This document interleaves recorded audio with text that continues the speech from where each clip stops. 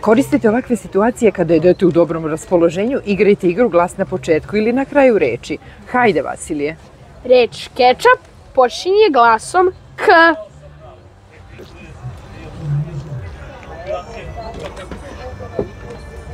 Reč majonez počinje glasom M.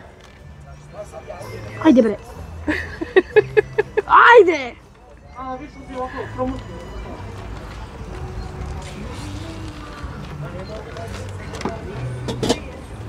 Reč kupus počinje glasom K. Šta je? Čekaj da pitam šta je ovo. Vidite šta je ovo? Senf. Ima vegete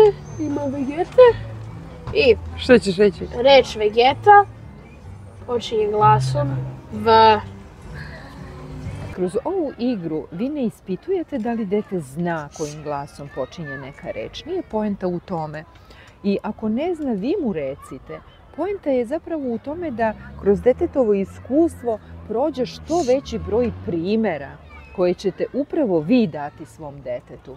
Tako dete uči, kroz iskustvo.